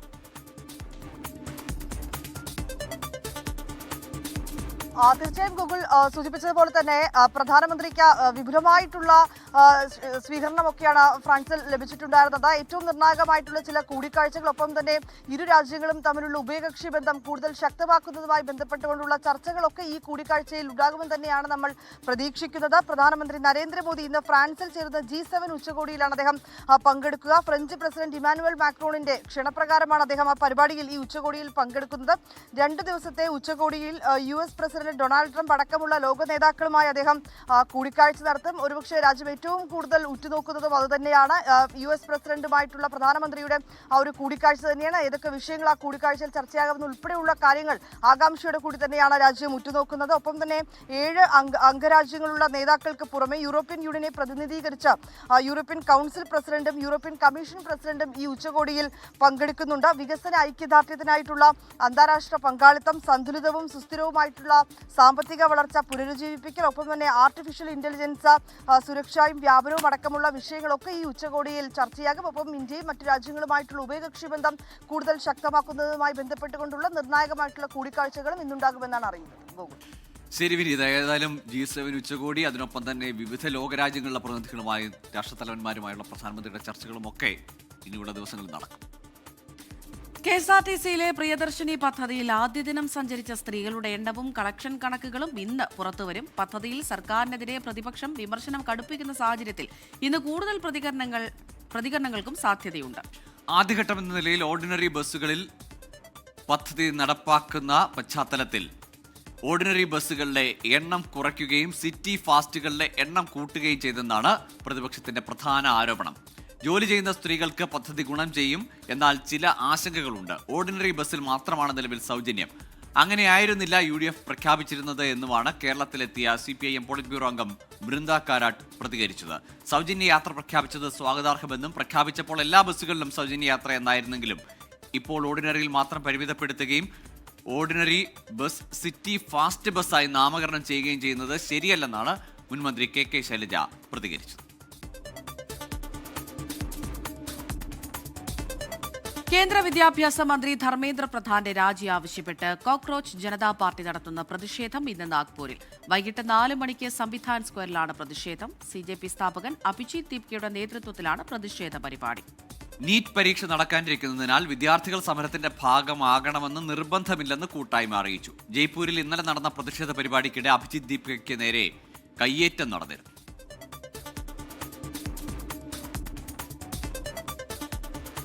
Nationalist citizens party of India ലയിക്കുന്നതിൽ TMC വിമത വിഭാഗത്തിൽ ഭിന്നത. വിമത MPമാർ നാഷണലിസ്റ്റ് സിറ്റിസൺസ് പാർട്ടി ഓഫ് ഇന്ത്യയിൽ ലയിക്കില്ല എന്ന് ബംഗാൾ പ്രതിപക്ഷ നേതാവ് ഋതബ്രത ബാനർജി അറിയിച്ചു. വിമത MPമാരുടെ തീരുമാനത്തെ പൂർണ്ണമായി എതിർക്കുകയാണ് ഋതബ്രത. അതിനിടെ ലയനത്തെക്കുറിച്ച് വിമത MPമാർ തെരഞ്ഞെടുപ്പ് കമ്മീഷനെ ഔദ്യോഗികമായി അറിയിച്ചു. പാർട്ടിയുടെ പുതിയ പ്രസിഡന്റായി കാകോലി ഘോഷ് ദസ്തിദാറിനെ തെരഞ്ഞെടുത്തു എന്നുമാണ് സൂചന. അതേസമയം കല്യാൺ ബാനർജിയെ ലോക്സഭയിൽ നിന്ന് പുറത്താക്കണമെന്നാവശ്യപ്പെട്ട് കാകോലി ഘോഷ് MP ലോക്സഭാ സ്പീക്കർ ഓം ബിർളയ്ക്ക് പരാതി നൽകി. ലോക്സഭയ്ക്കുള്ളിൽ നിരന്തരം അസഭ്യം പറയുകയും സ്ത്രീവിരുദ്ധ പരാമർശങ്ങൾ നടത്തുകയും ചെയ്യുന്നുവെന്നാണ് ആരോപണം. സംസ്ഥാന വഖഫ് ബോർഡ് യോഗം ഇന്ന് കൊച്ചിയിൽ നടക്കും. വഖഫ് സ്വത്തുക്കൾ രജിസ്റ്റർ ചെയ്യുന്ന ഉമ്മീദ് പോർട്ടലിൽ മുനമ്പം ഭൂമി ചേർത്തതിന് കാരണം ചോദിച്ച് കേരള വഖഫ് ബോർഡിന് കേന്ദ്ര സർക്കാർ നോട്ടീസ് നൽകിയിരുന്നു. ഇത് യോഗത്തിൽ ചർച്ച ചെയ്യും. പ്രത്യേക അധികാരം ഉപയോഗിച്ചാണ് വഖഫ് ബോർഡ് മുനമ്പം ഭൂമി കൂടി ചേർത്തത്. മറുപടി നൽകുന്നതിനായി നിയമോപദേശം തേടിയിട്ടുണ്ടെന്നാണ് അറിയുന്നത്. എറണാകുളം മലയിടംതുരത്തിലെ കുടിയൊഴിപ്പിക്കലുമായി ബന്ധപ്പെട്ട ഹർജി ഹൈക്കോടതി ഇന്ന് വീണ്ടും പരിഗണിക്കും. പ്രശ്നം പരിഹരിച്ച കാര്യം സർക്കാർ ഔദ്യോഗികമായി കോടതിയെ അറിയിക്കും. ഇന്നലെയാണ് കരാർ ഒപ്പിട്ടത്. മലയിടംതുരത്ത് നിവാസികൾക്ക് ഇപ്പോൾ താമസിക്കുന്ന സ്ഥലത്തിനടുത്ത് തന്നെ 5 സെന്റ് സ്ഥലവും വീടും അതിലേക്ക് ആവശ്യമുള്ള റോഡ് സൗകര്യവും സർക്കാർ നിർമ്മിച്ചു നൽകുമെന്നാണ് ഉറപ്പ്. വിപിൻ C വിജയൻ ചേരുന്നുണ്ട് കൊച്ചിയിൽ നിന്ന് വിവരങ്ങളുമായി. Good morning again Vipin. ഏതായാലും മലയിടംതുരത്തിൽ ഒരു ശാശ്വതമായ സമാധാനപൂർവ്വം ഒരു സമവായത്തിലേക്ക് എത്തിക്കാൻ സർക്കാരിന് സാധിച്ചു. അക്കാര്യം ഇന്ന് കോടതി അറിയിക്കുന്നതോടുകൂടി ആ കേസ്, സുപ്രീം കോടതി വരെ പോയ കേസ് ഏതാണ്ട് അവസാനിക്കുകയല്ലേ? ഉറപ്പായിട്ടും ഗോകുൽ, ഈ സർക്കാർ അധികാരത്തിലേറിയതിനു ശേഷം ഉണ്ടായിട്ടുള്ള ഏറ്റവും പ്രധാനപ്പെട്ട വെല്ലുവിളിയായിരുന്നു ഈ പര്യത്തുകാവിലെ വിഷയം എങ്ങനെ പരിഹരിക്കുമെന്നുള്ളത്. അതിന് മന്ത്രി റോജി എം ജോണിനെ ആയിരുന്നു നിയോഗിക്കുകയും ചെയ്തിരുന്നത്. പിന്നീട് അങ്ങോട്ടേക്ക് നിരവധി കൂടിയാലോചനകൾ നടന്നിരിക്കുന്നു. അത് വിജയം കണ്ടു എന്നുള്ളത് സർക്കാരിനെ സംബന്ധിച്ച നേട്ടവും ആശ്വാസവുമാണ്. കാരണം അതല്ല എന്നുണ്ടെങ്കിൽ കോടതിയുടെ ഉത്തരവ് ഭൂവുടമകൾക്കുള്ളതാണ്. അതുകൊണ്ട് തന്നെ ആ കുടുംബങ്ങളെ അവിടുന്ന് ഇറക്കുന്ന നടപടികളിലേക്ക് കടക്കണം. അതൊരുപാട് ക്രമസമാധാന പ്രശ്നങ്ങൾ ഉണ്ടാക്കുമെന്നുള്ളത് നമുക്കറിയാം. അത്തരത്തിൽ നിയമവ്യവഹാരങ്ങൾക്കും നിരവധി ക്രമസമാധാന പ്രശ്നങ്ങൾക്കൊക്കെ ഒരു സാധ്യത ഉണ്ടായിരുന്ന, അല്ലെങ്കിൽ ആ രീതിയിലേക്കൊക്കെ പോയ ഒരു കാര്യമായിരുന്നു പര്യത്തുകാവിലെ ഈ കുടിയൊഴിപ്പിക്കൽ. അത് പരിഹരിക്കപ്പെട്ടിരിക്കുന്നു. ഇന്നലെ ഇരു കൂട്ടരും കരാറിൽ ഒപ്പിടുകയും ചെയ്തു. ഇന്ന് അഡ്വക്കേറ്റ് ജനറൽ മുഖേന അത് ഹൈക്കോടതിയെ അറിയിക്കും. ഇന്ന് വീണ്ടും ഹൈക്കോടതി ആ കേസ് പരിഗണിക്കുമ്പോൾ കോടതിക്ക് പുറത്ത് ആ പ്രശ്നം രമ്യമായി പരിഹരിച്ചിരിക്കുന്നു എന്നുള്ളത് സർക്കാർ അറിയിക്കുകയും ചെയ്യും. മറ്റൊരു പ്രധാനപ്പെട്ട കാര്യം, അവിടെ 1 വർഷത്തിനുള്ളിൽ ഓരോ കുടുംബങ്ങൾക്കും അതേ ഭൂമിയിൽ തന്നെ 5 സെന്റ് വീതം നൽകിയിരിക്കുകയാണ് ഭൂമി. ആ 5 സെന്റ് ഭൂമിയിൽ സർക്കാർ വീട് വെച്ച് നൽകും. അത് 1 വർഷത്തിനുള്ളിൽ സമയബന്ധിതമായി പൂർത്തിയാക്കുക എന്നുള്ളതാണ് ഇപ്പോൾ നിശ്ചയിച്ചിരിക്കുന്നത്. അതിനെ മൂവാറ്റുപുഴ RDO അതുപോലെ തന്നെ DYSP എന്നിവർക്കാണ് അതിൻ്റെ മേൽനോട്ട ചുമതല. ഓരോ ആഴ്ചയും അതിൻ്റെ റിപ്പോർട്ട് ഈ മന്ത്രിതലത്തിൽ തന്നെ അത് പരിശോധിക്കുകയും അത് മുന്നോട്ട് പോവുകയും ചെയ്യും. ഈ ഒരു ഉറപ്പാണ് നൽകിയിരിക്കുന്നത്. മറ്റ് ഇതിനു മുൻപുണ്ടായിരുന്ന വ്യവസ്ഥകളെല്ലാം തന്നെ ആദ്യമേ ധാരണയിലെത്തിയിരുന്നു. അതെല്ലാം തന്നെ ഇന്നലെ കരാറിലാക്കുകയും ഇന്ന് അത് കോടതിയിൽ സമർപ്പിക്കുകയും ചെയ്യും. അപ്പോൾ പര്യത്തുകാവിലെ ആ ഭൂപ്രശ്നം അത് രമ്യമായി പരിഹരിക്കപ്പെട്ടിരിക്കുന്നു എന്നുള്ളതാണ് പ്രധാന കാര്യം. സൗദി അറേബ്യയിൽ സ്വകാര്യ മേഖലയിലെ തൊഴിലാളികൾക്ക് ആശ്വാസമേകി ഉച്ചസമയത്തെ ജോലി വിലക്ക് നിലവിൽ വന്നു. ഇന്നു മുതൽ സെപ്റ്റംബർ 15-ാം തീയതി വരെയുള്ള 3 മാസത്തേക്കാണ് കടുത്ത വെയിലത്തുള്ള ജോലിക്ക് നിരോധനം ഏർപ്പെടുത്തിയിരിക്കുന്നത്. തൊഴിലാളികളുടെ ആരോഗ്യ സുരക്ഷ ഉറപ്പാക്കുന്നതിനായി സൗദി മാനവശേഷി സാമൂഹിക വികസന മന്ത്രാലയമാണ് ഉത്തരവിറക്കിയത്. കടുത്ത വേനൽ ചൂടിൽ നിന്നും തൊഴിലാളികൾക്ക് സംരക്ഷണം നൽകുക എന്ന ലക്ഷ്യത്തോടെയാണ് സൗദി അറേബ്യയിൽ ഉച്ചസമയത്തെ ജോലി വിലക്ക് പ്രാബല്യത്തിൽ വന്നത്. ഇതനുസരിച്ച് എല്ലാ ദിവസവും ഉച്ചയ്ക്ക് 12 മണി മുതൽ വൈകിട്ട് 3 മണി വരെയുള്ള സമയത്ത് നേരിട്ട് വെയിലേറ്റുള്ള ജോലികൾ ചെയ്യിക്കാൻ പാടില്ല. സ്വകാര്യ മേഖലയിലെ എല്ലാ സ്ഥാപനങ്ങൾക്കും ഈ നിയമം ബാധകമാണ്. കടുത്ത ചൂട് കാരണം തൊഴിലാളികൾക്കുണ്ടാകുന്ന ആരോഗ്യ പ്രശ്നങ്ങളും അപകടങ്ങളും ഒഴിവാക്കാനാണ് മന്ത്രാലയത്തിന്റെ ഈ നടപടി. കഴിഞ്ഞ വർഷങ്ങളിൽ ഈ നിയമം വിജയകരമായി നടപ്പിലാക്കാൻ കഴിഞ്ഞിട്ടുണ്ടെന്നാണ് മന്ത്രാലയം വ്യക്തമാക്കുന്നത്. 2025-ൽ രാജ്യത്തെ 94% കമ്പനികളും ഈ നിയമം കൃത്യമായി പാലിച്ചിരുന്നു. കമ്പനികൾക്ക് ആവശ്യമായ മാർഗനിർദ്ദേശങ്ങളടങ്ങിയ ബുക്ക്ലെറ്റും മന്ത്രാലയം വെബ്സൈറ്റിൽ പ്രസിദ്ധീകരിച്ചു. വരും ദിവസങ്ങളിൽ മന്ത്രാലയത്തിന്റെ നേതൃത്വത്തിൽ കർശനമായ പരിശോധനകൾ രാജ്യത്ത് നടക്കും. നിയമം ലംഘിച്ച് ഉച്ചസമയത്ത് വെയിലത്ത് ജോലി ചെയ്യിക്കുന്ന കമ്പനികൾക്കെതിരെ പൊതുജനങ്ങൾക്ക് മന്ത്രാലയത്തിന്റെ 1991 എന്ന നമ്പരിലോ മൊബൈൽ ആപ്പ് വഴിയോ പരാതി നൽകാവുന്നതാണ്. 24 ജിദ്ദ. ഫിഫ വേൾഡ് കപ്പുമായി ബന്ധപ്പെട്ട ഫ്ലക്സ് കട്ടൌട്ട് യുദ്ധങ്ങൾ ഒരു ഭാഗത്ത് നടക്കുമ്പോൾ സേവനത്തിന്റെ പാതയും ഫുട്ബോൾ ആരാധകർ തെളിക്കുന്നുണ്ട്. മലപ്പുറം കോണോമ്പാറയിലെ ബ്രസീൽ ആരാധകരാണ് സേവന മാതൃക കാണിച്ചു തരുന്നത്. ഫ്ലെക്സുകൾ വെക്കാതെ ആ പണം ഡയാലിസിസ് രോഗികൾക്ക് നൽകിയാണ് ബ്രസീൽ ഫാൻസ് മാതൃകയാകുന്നത്. ഫ്ലക്സും കട്ടൌട്ടും കൊണ്ടുള്ള ആവേശം വേണ്ടെന്ന് വെക്കുകയാണ് മേൽമുറി കൊണോമ്പാറയിലെ ബ്രസീൽ ആരാധകർ. മലപ്പുറം CH സെന്ററിലെ ഡയാലിസിസ് രോഗികൾക്കായാണ് ബ്രസീൽ ആരാധകർ പണം കൈമാറിയത്. എന്തുകൊണ്ടും ഇത് നല്ലൊരു ഉദ്ദേശത്തോടു കൂടിയാണ്. ഇത് നാട്ടിലെല്ലാവരും ഇങ്ങനെ ഒരു മാതൃകയാക്കി മുന്നോട്ട് വന്നാൽ ഇങ്ങനെയുള്ള കാരുണ്യ സ്ഥാപനങ്ങൾക്ക് അത് വലിയൊരു കാര്യമായിരിക്കും. 20 പേർക്ക് ഡയാലിസിസ് ചെയ്യുന്നതിനുള്ള തുകയാണ് കൈമാറിയത്. ഫുട്ബോളാണ് ആവേശമെന്നും ഫ്ലക്സ് യുദ്ധത്തിനില്ലെന്നും ബ്രസീൽ ഫാൻസ്. ഫ്ലക്സിനേക്കാൾ വിലപ്പെട്ടത് ഒരു ജീവന്റെ പുഞ്ചിരിയാണെന്നുള്ള ഒരു ആശയത്തോട് കൂടിയിട്ടാണ് ഈ ഫ്ലക്സ് വെക്കാനുള്ള ഒരു ചെറിയ തുക നമ്മുടെ മലപ്പുറത്തെ ഈ ഡയാലിസിസ് രോഗികൾ കൈമാറാമെന്നുള്ള ഒരു ലക്ഷ്യത്തോട് കൂടിയിട്ടാണ് ഈ ഇതിന്റെ കളക്ഷൻ ആരംഭിച്ചത്. ഫുട്ബോളിന്റെ ആവേശം ഒട്ടും ചോരാതെ ഒരു മാനുഷിക പരിഗണന അല്ലെങ്കിൽ ഒരു സമൂഹത്തിനൊരു ഇങ്ങനെയുള്ളൊരു സന്ദേശം നൽകുക എന്നുള്ളതും കൂടിയാണ് ഇതോട് ഉദ്ദേശിക്കുന്നത്. ലോകകപ്പ് ആഘോഷത്തിന്റെ വ്യത്യസ്ത പ്രവർത്തനങ്ങളുമായി മുന്നേറുകയാണ് മലപ്പുറത്തെ ഫുട്ബോൾ പ്രേമികൾ. 24 മലപ്പുറം.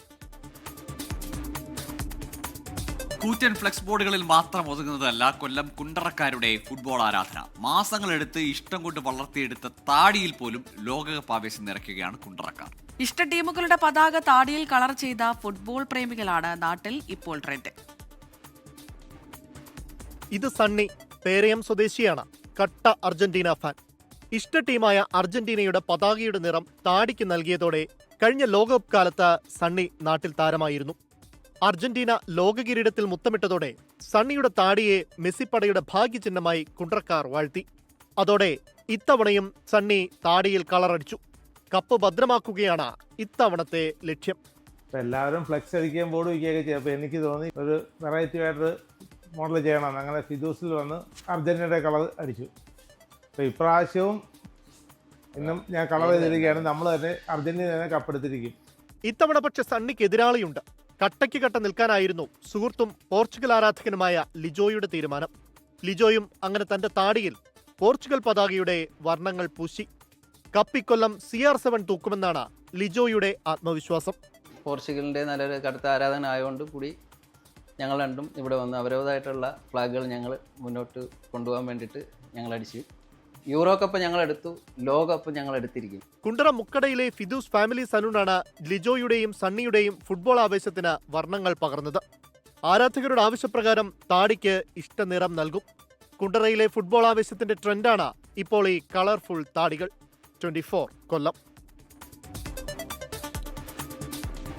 എന്തായാലും ഒരു വല്ലാത്ത വെറൈറ്റി ആരാധനയായിപ്പോയി. സ്പെഷ്യലാണ്. ഒരു കടുത്ത ബ്രസീൽ ആരാധകനാണ് എറണാകുളം കുമ്പളങ്കി കോയ ബസാറിലെ അനിൽ. ലോകകപ്പ് ആയതോടെ ഇപ്രാവശ്യം ഒരു വെറൈറ്റി പിടിച്ചിട്ടുണ്ട് അനിൽ. അനിൽ ബൈക്കിൽ സഞ്ചരിക്കുമ്പോൾ ആരായാലും ഒന്ന് നോക്കും. എന്താണ് കാര്യമെന്ന് നമുക്ക് നോക്കിയിട്ട് വരാം.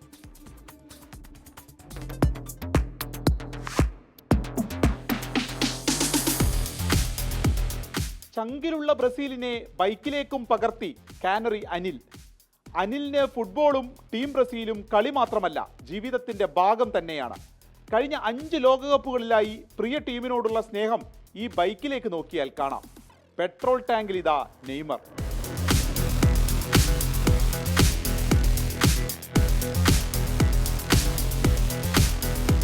റൊണാൾഡോനോടുള്ള ഒരു ഫാൻസ്, പ്രത്യേകിച്ച് ബ്രസീൽ ടീമിനോട്. ഇപ്പോൾ ഒരു 5 തവണ ഞാൻ 5 വേൾഡ് കപ്പായി ഇങ്ങനെ ബൈക്കിൽ ചെയ്യുന്നത്. പിന്നെ അതുപോലെ തന്നെ ബെറ്റ് വെച്ചിട്ടുണ്ട്, തോക്കുമ്പോൾ പകുതി മുടി അടിച്ച് നടന്നിട്ടുണ്ട്. ഒക്കെ നമ്മുടെ ക്രൈസാണത്. ബ്രസീലാണ് നമ്മുടെ താരം. അപ്പോൾ നമ്മൾ അതിൻ്റെ ഒരു ക്രൈസ് കാരണമാണ് നമ്മൾ ഇങ്ങനെ എല്ലാ വേൾഡ് കപ്പിലും ചെയ്യുന്നത്. ബ്രസീലിന്റെ എക്കാലത്തെയും സൂപ്പർ സ്റ്റാർ റൊണാൾഡീഞ്ഞോയാണ് ഇഷ്ടതാരം. ലോകകപ്പ് കാലമായാൽ നാട്ടിലെ ക്ലബിലിരുന്ന് കളി കാണുന്ന വൈബൊന്ന് വേറെ തന്നെ. എല്ലാ ഫാൻസുകാരും ഉണ്ട്. Brazil, Argentina, Germany, Spain, Holland, അങ്ങനെ എല്ലാവരും ഉണ്ട്. അങ്ങനെ ഒരുമിച്ചിരുന്നാണ്, ഒരു വാശിയാണ്. ഇപ്പോൾ ഒരു കളിക്കുമ്പോൾ തോക്കുമ്പോൾ തന്നെ കളിയാക്കലും അതും ഇതൊക്കെ ആയിട്ട് ഭയങ്കര ഇതാണ്. അല്ല തല്ലുപിടുത്തൊന്നുമില്ല, ആ ഒരു ക്രൈസ് അങ്ങനെ പോണേണ്. നെയ്മർ കപ്പുയർത്തുമെന്ന ഉറച്ച വിശ്വാസത്തിലാണ് അനിൽ. ആ നിമിഷത്തിനായുള്ള കാത്തിരിപ്പിലും. 24 കൊച്ചി.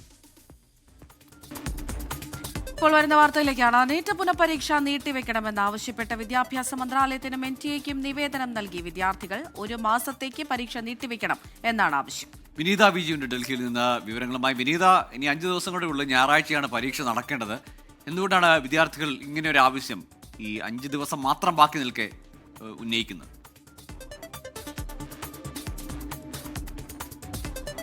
ഗോകുൽ, തീർച്ചയായും നീറ്റ് പരീക്ഷ എന്ന് പറയുന്നത് വളരെ പ്രയാസമേറിയ പരീക്ഷയാണെന്നും ഈ പരീക്ഷയ്ക്കായി മാസങ്ങളോളം തയ്യാറെടുപ്പുകൾ നടത്തേണ്ടതായിട്ടുണ്ട് എന്നുമാണ് വിദ്യാർത്ഥികൾ പറയുന്നത്. ഇത് പെട്ടെന്ന് തന്നെ പരീക്ഷ റദ്ദാക്കുന്നു, അതിനുശേഷം വീണ്ടും ഒരു റീഷെഡ്യൂൾ പ്രഖ്യാപിക്കുന്നു. അതുകൊണ്ട് തന്നെ വിദ്യാർത്ഥികളെ സംബന്ധിച്ചിടത്തോളം അവർക്ക് വലിയ ആശങ്കയും മാനസിക സമ്മർദ്ദവും അടക്കമുണ്ട്. അതുകൊണ്ട് തന്നെ കൃത്യമായിട്ടുള്ള ഈ പരീക്ഷയ്ക്കായി തയ്യാറെടുപ്പുകൾ നടത്താൻ കഴിയാത്തൊരു സാഹചര്യമുണ്ട്. ഇത് ഒഴിവാക്കുന്നതിനായി ഒരു റീഷെഡ്യൂൾ പ്രഖ്യാപിക്കണമെന്നാണ് വിദ്യാർത്ഥികൾ ആവശ്യപ്പെട്ടിരിക്കുന്നത്. 1467 വിദ്യാർത്ഥികളാണ് ഈ ഒരു നിവേദനം സമർപ്പിച്ചിരിക്കുന്നത്. അഭിഭാഷകൻ മുഖേനയാണ് നിവേദനം സമർപ്പിച്ചിരിക്കുന്നത്. വിദ്യാഭ്യാസ മന്ത്രാലയത്തിനും ഒപ്പം തന്നെ NTA-യ്ക്കും വിദ്യാർത്ഥികൾ അപേക്ഷ നൽകിയിട്ടുണ്ട്. ഈ ഷെഡ്യൂൾ പുനഃപ്രഖ്യാപിക്കണമെന്നാണ് അവർ ആവശ്യപ്പെട്ടിരിക്കുന്നത്. ശരി, ഏതായാലും വർഷങ്ങളുടെ തയ്യാറെടുപ്പിന് ശേഷം അവരെഴുതിയ പരീക്ഷയാണ്. അതിലാണ് ഈ ക്രമക്കേടുകൾ നടന്നും ചോദ്യപേപ്പർ ചോർത്തിയും ഒക്കെ വീണ്ടും ഒരു പരീക്ഷ എഴുതേണ്ട ദുർവിധിയിലേക്ക് അവരെ കൊണ്ടെത്തിച്ചത്. പക്ഷേ ഇനിയും പരീക്ഷ വൈകിയാൽ അഡ്മിഷൻ അടക്കം തുടർ പഠനത്തിന്റെ കാര്യത്തിലൊക്കെ വലിയ ബുദ്ധിമുട്ടാവും. എങ്ങനെ അത് NTA പരിഗണിക്കുമെന്ന് അറിയില്ല. 5 ദിവസം മാത്രമേ ഇനി പരീക്ഷയ്ക്ക് ബാക്കിയുമുള്ളൂ. വിനീത വിജിയാണ് വിശദാംശങ്ങൾ നൽകിയത്. UDF സർക്കാരിന്റെ അതിവേഗ റെയിൽപാത പദ്ധതിയിൽ കാസർഗോഡിനെ കൂടി ഉൾപ്പെടുത്തണമെന്ന ആവശ്യം ശക്തമാകുന്നു. ടൂറിസം വ്യാവസായിക മേഖലയിൽ മുന്നേറുന്ന ജില്ല എന്ന പരിഗണന വേണം എന്നാണ് ആവശ്യം. സംസ്ഥാനത്ത് നടപ്പാക്കാൻ ഉദ്ദേശിക്കുന്ന അതിവേഗ റെയിൽ ആലോചനകളിൽ കാസർഗോഡിനെ ഒഴിവാക്കുന്നു എന്ന തരത്തിൽ വരുന്ന വാർത്തകൾ ജില്ലയുടെ വികസന മുന്നേറ്റത്തിന് തടസ്സമാകുമെന്ന പൊതു അഭിപ്രായം ഉയരുകയാണ്. Metro man E. ശ്രീധരൻ മുഖ്യമന്ത്രി VD സതീശന് സമർപ്പിച്ച അതിവേഗ റെയിൽപാത പദ്ധതി റിപ്പോർട്ടിൽ തിരുവനന്തപുരം മുതൽ കണ്ണൂർ വരെ മാത്രമാണ് സർവീസ് ഉള്ളത്. ദേശീയപാത വികസനം, തുറമുഖ ലോജിസ്റ്റിക് സാധ്യതകൾ, കർണാടകയുമായുള്ള വ്യാപാര ബന്ധം, വർദ്ധിച്ചു വരുന്ന റെയിൽ യാത്രാ ആവശ്യകത എന്നിവ പരിഗണിക്കുമ്പോൾ കേരളത്തിന്റെ വടക്കൻ കവാടമായ കാസർഗോഡിനെ ഒഴിവാക്കുന്നത് വികസന വിരുദ്ധ സമീപനമാണെന്ന വിമർശനമാണ് ഉയരുന്നത്. യാത്രാ ആവശ്യകത സാധൂകരിക്കാൻ ഇതര തീവണ്ടികളിലെ വരുമാനവും യാത്രക്കാരുടെ എണ്ണവും ചൂണ്ടിക്കാണിക്കുന്നുണ്ട്. അതിവേഗ പദ്ധതി കണ്ണൂർ വരെ മാത്രമാക്കിയുള്ള നിർദ്ദേശം കേരളത്തിലെ പ്രധാന പ്രവാസി, വ്യാപാര, വിനോദസഞ്ചാര, വിദ്യാഭ്യാസ മേഖലയായ കാസർഗോഡ് ജില്ലയോടുള്ള അവഗണനയാണെന്ന് ചേംബർ ഓഫ് കൊമേഴ്സ് ഭാരവാഹികൾ പറഞ്ഞു.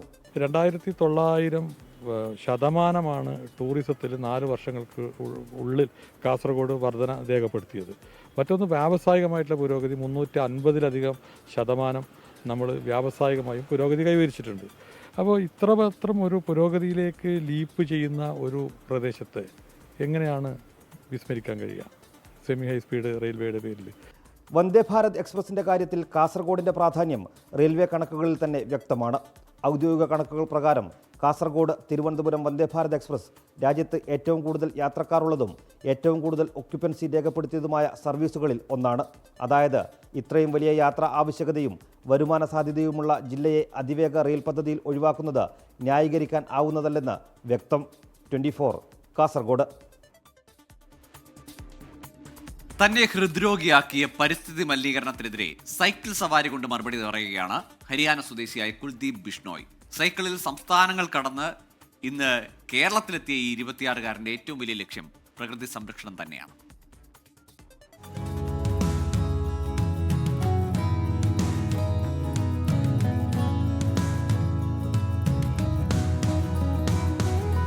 പ്രണയങ്ങൾക്ക് വേണ്ടി കാതങ്ങൾ താണ്ടിയ കാമുക ഹൃദയങ്ങളെ കവികൾ വാഴ്ത്താറുണ്ട്. ഒരു സൈക്കിളുമായി ഈ 26-കാരൻ ഇറങ്ങിത്തിരിച്ചത് പ്രകൃതിക്ക് വേണ്ടിയാണ്.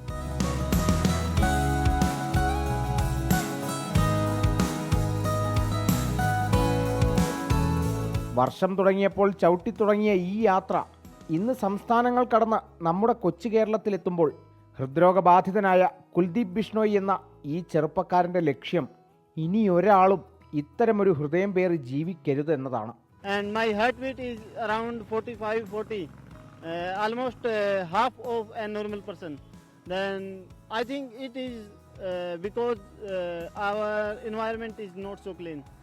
Then the forestation is on its peak in India.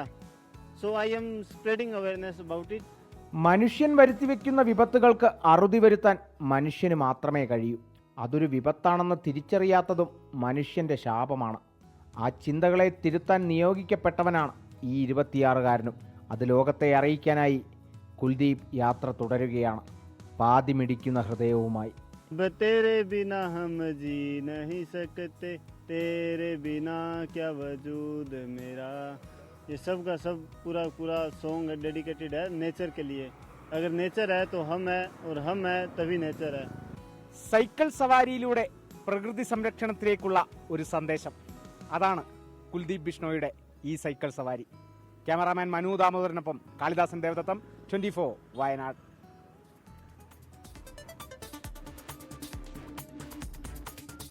Thiruvananthapuram Pappanamcode KSRTC electric bus lottery കടയിലേക്ക് ഇടിച്ചുകയറി. ലോട്ടറി കടക്കാരന് ഗുരുതരമായി പരിക്കേറ്റു. റിനു ശ്രീധറുണ്ട് വിവരങ്ങളുമായി. റിനു, രാവിലെ തന്നെ ഒരു അപകടത്തിന്റെ വാർത്തയാണ് വരുന്നത്. ബസ് പാഞ്ഞു കയറിയത് എന്താണ് സംഭവിച്ചത് അവിടെ?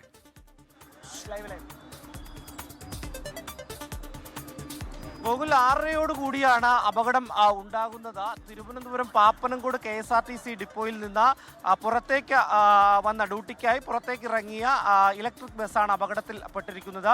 നിയന്ത്രണം വിട്ട് എതിർവശത്തെ ലോട്ടറി കടയിലേക്ക് ഇടിച്ചു കയറുകയായിരുന്നു എന്നുള്ളതാണ്. ഈ ഡ്രൈവർക്കും അതുപോലെ തന്നെ കണ്ടക്ടർക്കും പരിക്കുണ്ട്. ഡ്രൈവറുടെ പരിക്ക് അല്പം വലിയ പരിക്കാണ്. ഒപ്പം ഈ ലോട്ടറി കടയിൽ ഉണ്ടായിരുന്ന ജീവനക്കാരനും ഗുരുതരമായി പരിക്കേറ്റിട്ടുണ്ട്. ഇപ്പോൾ ബസ് പുറകിലേക്ക്, അതായത് KSRTC വാഹനം കൊണ്ടുവന്നതിന് ശേഷം ഈ ബസ് പുറകിലേക്ക് എടുത്ത് മാറ്റുന്നതിന് വേണ്ടിയിട്ടുള്ള ഒരു ശ്രമമാണ് ഇവിടെ നടക്കുന്നത്. ഇത് കന്യാകുമാരിയിലേക്കുള്ള പാതയാണ്, പ്രധാന പാതയാണ്. പാപ്പനംകോട് ജംഗ്ഷനിലെ പ്രധാന പാതയിലൂടെ ആ സമയം മറ്റു വാഹനങ്ങൾ ഉണ്ടായിരുന്നില്ല എന്നുള്ളതാണ് ഏറ്റവും ഒരു അപകടം ഒഴിവാക്കുന്നതിലേക്ക്, അല്ലെങ്കിൽ അപകടങ്ങളുടെ വ്യാപ്തി കുറവാക്കുന്നതിന് കാരണമായത്. ഈ ഓപ്പോസിറ്റ് ഉണ്ടായിരുന്ന ഒരു ബൈക്ക്, ആ ബൈക്കിനെ പോലും ഇടിച്ച് തെറിപ്പിച്ചുകൊണ്ടാണ് ഈ ബസ് ഇവിടേക്ക് ഇടിച്ച് കയറിയത്, ഈ കടയിലേക്ക് ഇടിച്ച് കയറിയത്. ബസ് അതിൻ്റെ മുൻവശം പൂർണ്ണമായും തകർന്നിരിക്കുന്ന ഒരു സാഹചര്യമാണ് ഉള്ളത്. എന്തായാലും വലിയൊരു അപകടം ആണ് സംഭവിച്ചിരിക്കുന്നത് എന്നുള്ളതാണ് ഏറ്റവും പ്രധാനപ്പെട്ട കാര്യം. ചെങ്കച്ചുളയിൽ നിന്ന് ഫയർഫോഴ്സ് ഉൾപ്പെടെ എത്തിയാണ് ഈ ഡ്രൈവറെ, ഈ വാഹനത്തിൻ്റെ മുൻവശം വെട്ടിപ്പൊളിച്ച് ആശുപത്രിയിലേക്ക് മാറ്റിയത് എന്നുള്ളതാണ് നമുക്ക് ഇവിടുത്തെ ജീവനക്കാരിൽ നിന്നൊക്കെ തന്നെ മനസ്സിലാക്കാൻ വേണ്ടി കഴിയുന്നത്. ചേട്ടാ, എന്താണ് സംഭവിച്ചത്? ഇത് അവിടെ നിന്ന് ഈ വണ്ടി ഡ്രൈവറും കണ്ടക്ടറും കയറിയായിരുന്നു. അപ്പോൾ അവിടെ നിന്ന് വണ്ടി ഇങ്ങനെ എടുക്കുന്നത് മാത്രമേ ഞങ്ങൾ നോക്കിക്കൊണ്ട് നിന്നുള്ളൂ. പിന്നെ ഒരു സ്കൂട്ടർ അവിടെ നിന്ന് വരായിരുന്നു. ആ സ്കൂട്ടറുകാരനെ ഈ ഡ്രൈവർ രക്ഷപ്പെടുത്തി, ഈ KSRTCയിലാണ്. പിന്നെ ഇടിച്ച് നേരെ ഇങ്ങ് പോവുകയായിരുന്നു. നേരെ ഇടിച്ച് ഈ പത്രക്കാരൻ ഇവിടെ കാലുവയ്യാത്തതാണ് ഇരിക്കുന്നത്. ആ പുള്ളി അങ്ങ് ഇടത് സൈഡിലോട്ട് ചാടിയതുകൊണ്ട് ആ പുള്ളി രക്ഷപ്പെട്ടു. പിന്നെ ഇടിച്ചങ്ങ് കയറി. ഞങ്ങൾ നോക്കിക്കൊണ്ട് നിൽക്കണം. പിന്നെ ഞങ്ങൾ ഓടി ഇങ്ങ് വന്നാൽ റോഡിൽ വാഹനങ്ങളൊന്നും ഉണ്ടായിരുന്നില്ല. ഒരു സ്കൂട്ടർ അവിടെ നിന്ന് വരെയായിരുന്നു. അത് മാത്രമേ ആ പുള്ളിയെ രക്ഷപ്പെടുത്തിയുള്ളൂ. ബാക്കിയെല്ലാം ഇടിച്ച് നേരെ ഈ ഡ്രൈവറുടെ പരിക്ക് എങ്ങനെയാണ്? ഡ്രൈവറുടെ മറ്റേ മേളിലെ ഷീൽഡ് വെട്ടിപ്പൊളിച്ചാണ് പിന്നെ എടുത്തത്. കണ്ടക്ടർ ലേഡി ആയിരുന്നു. കണ്ടക്ടർക്കും വേറെ കുഴപ്പങ്ങളൊന്നുമില്ല. ലോട്ടറി കടക്കാരനോ? ലോട്ടറിക്കാരൻ തെറിച്ച് അവിടെ അകത്ത് വീണു. അങ്ങനെ പരിക്ക് പറ്റിയത്? അങ്ങനെ പരിക്ക് പറ്റിയത്. ഈ ആഘാതത്തിൽ പുള്ളി തെറിച്ച് അവിടെ അകത്ത് വീണു. അകത്ത് വീണപ്പോഴാണ് ഈ പുള്ളിയെ കൂടെ അപകടത്തിൽ പരിക്ക് പറ്റിയെന്നാണ് മനസ്സിലാക്കുന്നത്. ഏതായാലും ഡിപ്പോയിൽ നിന്ന് എടുത്ത KSRTC നേരെ നിയന്ത്രണം വിട്ട് പോരുകയായിരുന്നു. അങ്ങനെ കടയിലേക്ക് ഇടിച്ചു കയറുകയായിരുന്നു. അവിടെ ലോട്ടറി കടക്കാരനും ബസ്സിലെ ജീവനക്കാരായ 2 പേർക്കുമാണ് പരിക്കേറ്റിരിക്കുന്നത്. ന്യൂസ് ബ്രേക്സിന്റെ സമയം ഇവിടെ പൂർണ്ണമാവുകയാണ്. എല്ലാ പ്രേക്ഷകർക്കും നല്ലൊരു ദിവസം ആശംസിക്കുന്നു.